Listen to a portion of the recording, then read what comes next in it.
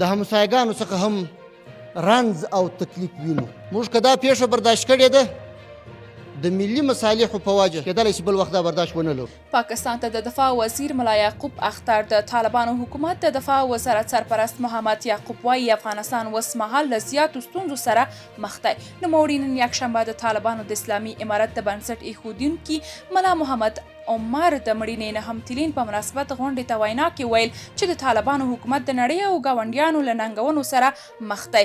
ښاغلي محمد یعقوب پر افغانستان د پاکستان وروستیو بریدونو ته په اشارې ویل چې افغانستان له خپلو ګاونډیانو څخه هم ستونزې او تکلیفونه ګالي.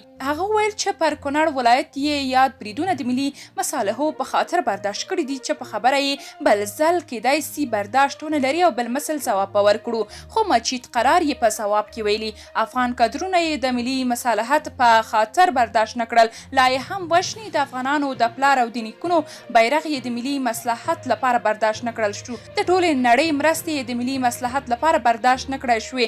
د پاکستان بمبار او راکټونه د ملي مصلحت لپاره برداشت کوي. هغه ویل افغانستان اوس مهال له زیاتو ستونزو سره مخ دی. په هره کچه ننګونې موږ ته متوجه دي.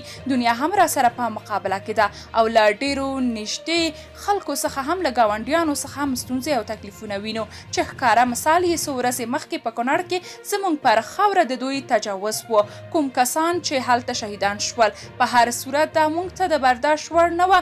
موږ که دا پیښه برداشت کړې ده د ملي مصالحو په وجه او اولیاو مصالحو په وجه مو دا برداشت کړي دي، کیدای سي بل وخت داسې برداشت ونه لرو. هغه زیاته کړه چې د طالبانو حکومت لکه څنګه چې د هیواد ساتنې مسؤلیت لري همداسې د خلکو د ساتنې مسؤلیت هم لري.